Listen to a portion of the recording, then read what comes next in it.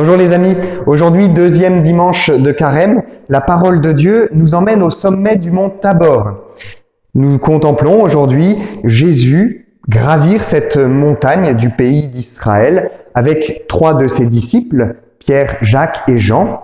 Et au sommet de cette petite montagne, quelque chose de surprenant, d'inattendu va se passer. Jésus va devenir resplendissant, éblouissant de lumière. Sa peau, ses vêtements vont devenir d'une blancheur éclatante. Et alors ces trois disciples vont voir apparaître Moïse et Élie autour de Jésus. Ils vont discuter avec lui. Une nuée va les entourer et du ciel, une voix va proclamer « Celui-ci est mon fils bien-aimé, écoutez-le ». Pourquoi est-ce que nous entendons ce passage de l'Évangile aujourd'hui, durant ce temps de carême?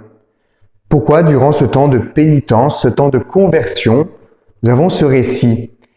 Eh bien, c'est justement pour nous redonner le sens de la conversion. La conversion, la pénitence que nous sommes invités à vivre durant ce carême, ce n'est pas pour nous rabaisser, pas du tout pour nous complaire dans une forme de misérabilisme. Non, c'est au contraire pour nous permettre d'entrer dans la vision et la contemplation de la gloire que vit Jésus dans sa résurrection. Cette gloire que nous sommes toutes et tous invités à vivre nous-mêmes. Cette gloire de la résurrection, Jésus aujourd'hui la vit sur le mont Tabor, avant même sa Pâque, avant sa mort et sa résurrection. Ainsi, Jésus n'est pas seulement un homme sage qui donne de bons conseils pour vivre, n'est pas simplement un homme religieux qui nous parle d'une manière nouvelle de Dieu. Non. Jésus se révèle à nous comme celui qui nous fait entrer dans cette gloire du Père, celui qui fait descendre en notre humanité la gloire du Père, cette gloire qui vient de l'amour parfait. Cette lumière dont Jésus resplendit, c'est celle de la vie qui se donne parfaitement, par amour, complètement. Souvent, on pense que Jésus, du fait qu'il n'ait pas péché, est d'une certaine manière séparé de notre condition humaine. On dit qu'il a tout vécu de notre humanité sauf le péché. Eh bien non, cela ne sépare pas Jésus de notre condition humaine, justement. Le péché, c'est ce qui nous sépare les uns des autres, ce qui nous divise. Sans avoir péché, Jésus est celui qui nous permet d'entrer en communion les uns avec les autres et en communion avec le Père. Voilà cette lumière qui émane de lui. C'est cette lumière de l'amour qui dépasse toute division, qui permet de guérir toute blessure. Voilà, aujourd'hui, demandons vraiment au Seigneur de nous illuminer de cette lumière, de nous la faire découvrir ou redécouvrir. Et demandons-lui de grandir jour après jour en frères les uns avec les autres.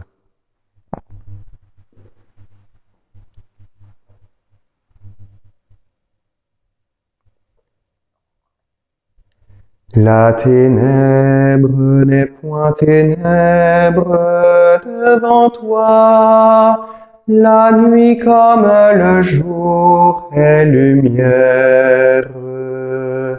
La ténèbre n'est point ténèbre devant toi, la nuit comme le jour est lumière.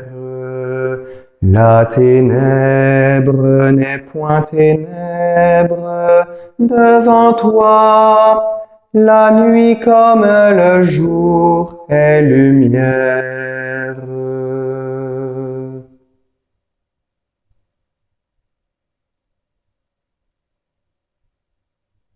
Oui, Seigneur, aujourd'hui tu veux nous éclairer de ta lumière. Seigneur, nous te rendons grâce de bien vouloir venir nous éclairer de cette lumière. Cette lumière qui émane de toi, Seigneur, c'est l'amour infini. C'est la lumière de la vie, plus forte que la mort.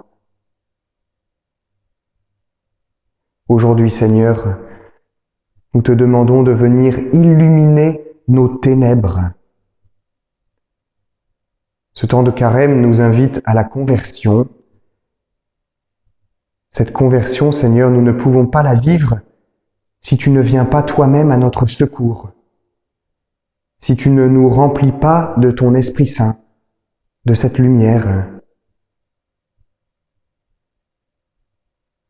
Oui, Seigneur, cette lumière vient de ta vie, sans péché. Eh bien, viens justement illuminer nos ténèbres, viens nous guérir de cette lèpre qui nous tient, cette lèpre du péché. Permets-nous de toujours grandir dans la communion avec notre Père du ciel et avec nos frères, nos sœurs. Notre Père qui es aux cieux, que ton nom soit sanctifié, que ton règne vienne, que ta volonté soit faite sur la terre comme au ciel. Donne-nous aujourd'hui notre pain de ce jour.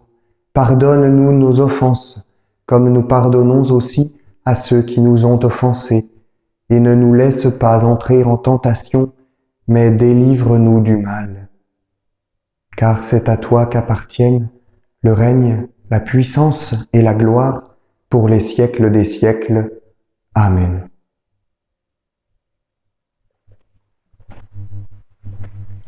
Chers amis, que le Seigneur fasse resplendir sur chacun de vous son visage, sa lumière, qu'il vous donne la grâce d'illuminer ce monde, d'illuminer les personnes qui vous entourent, de les illuminer par son amour, par sa joie. Et que Dieu Tout-Puissant vous bénisse, le Père, le Fils et le Saint-Esprit. Amen. Soyez dans la paix et dans la joie du Christ.